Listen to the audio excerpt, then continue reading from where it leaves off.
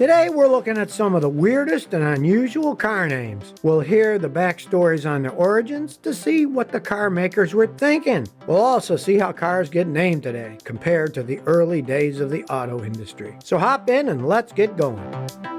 In 1973, Volkswagen released their version of Jeep in America. Its production name was the Volkswagen 181, but when it was released in North America, its name was the Thing. Literally, its name was the Volkswagen Thing. Maybe their marketing team worked too hard to squeeze out creative names, but then they finally gave up and just called it the Thing. Also, the car was rather quirky. I'm talking about a 46 horsepower engine, swappable doors, no glove box lid, and a folding windshield. Young people loved it, even though it was more expensive than the Beetle. It also didn't meet many safety standards, and later Ralph Nader and other automotive activists lobbied to get the car banned. The car only survived 2 years in America. By the time importation of it got banned, some 25,000 had already entered the U.S. So you can see why most Americans never got to see one, and needless to say, it's a high-value collector's item today.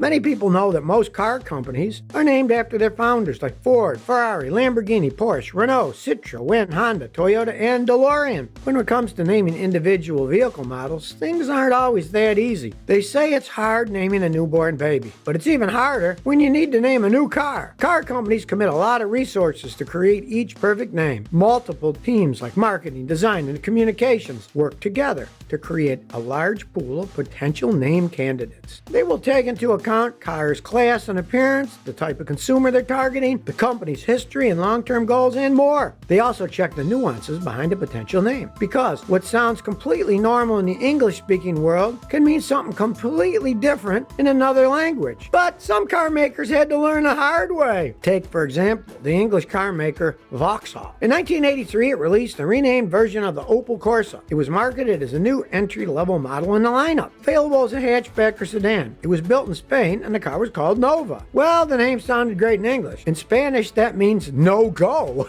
So, needless to say, the sales figures weren't great for the Nova in Spain. A similar thing can be said about the Honda Life Dunk. It was micro vans and mini trucks, and it sold well in Japanese cities. It wasn't marketed much outside Japan, but that might have been a good thing because the name would have done not so well in America. In fact, Forbes magazine named it one of the weirdest car names. Also listed in Forbes' article was another micro van by Honda. It too was just for the Japanese market. This one was called Honda That's. It sounds like an incomplete thought, almost as if they wanted to convey something but stopped in mid-sentence. And that's that. Let's talk about Toyota. Many people trust Toyota, and they have a solid reputation for making some of the most reliable cars in the world. If you've seen my video on the history of Toyota, you already know that many of their car models are linked with crowns and royalty. For example, the Camry comes from the Japanese word Kanmari, which means crown. The Corolla is from the Latin word that means little crown. But despite Toyota's brilliance, sometimes things don't always go as planned. And sometimes some endeavors turn out to be a flop. For example, in the 1980s, Toyota released the Quick Delivery in Japan. Several years later, in 1989, Toyota released a pickup truck that was smaller and cheaper and intended for city delivery services. Its name was the Toyota Deli Boy. The best guess is that they tried to play on the word delivery and boy. But in reality, when you hear the name Toyota Deli Boy, the first thing in their minds is probably a young boy who serves behind a deli sandwich bar. Tasty thought, but not the thought you want to evoke in a car. Have you heard about the Italian car maker DiTomaso? They made a sports car in 1967. It was designed to compete with the Shelby Cobra, and they really had a competitive spirit. So much so, they named the racing car Mangusta, which is the Italian word for mongoose. And that's a bit humorous because mongoose at first glance appears small and cute, but DiTomaso found it to be an appropriate name because the mongoose was the only wild animal that could kill a cobra. You can tell they really wanted to beat the Shelby Cobra.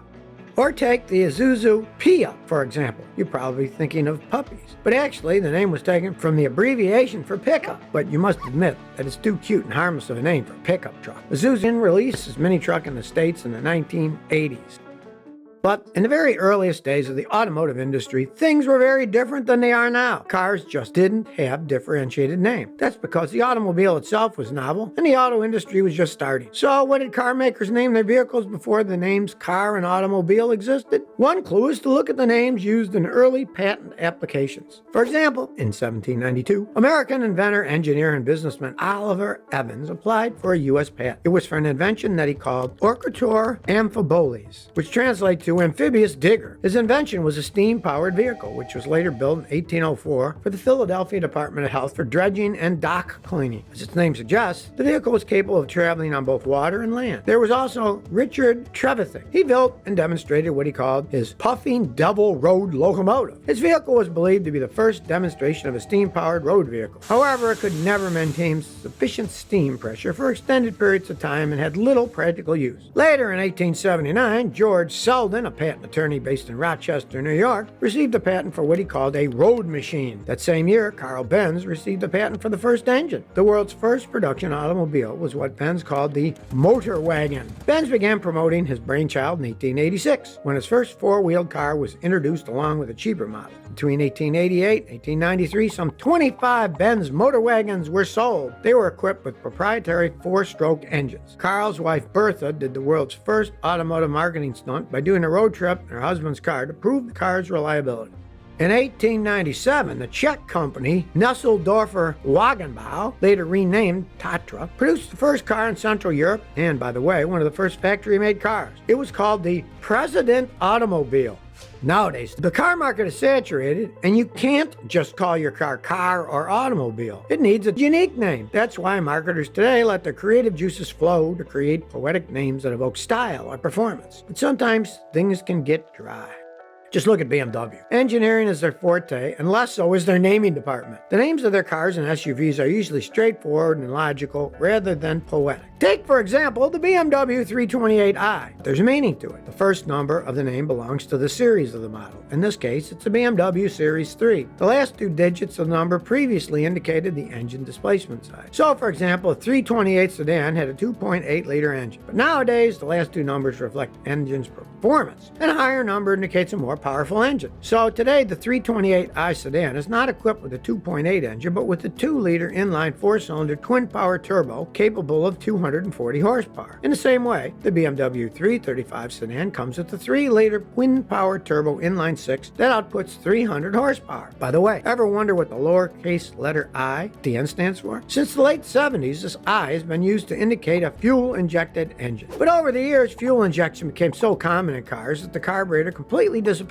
So using the fuel injection as a selling point no longer makes any sense. However, BMW felt that the I was now part of the company's identity and decided to keep it. Nowadays, the letter I stands as a class designation in BMW's electric and hybrid vehicle range, such as the i3 and i8.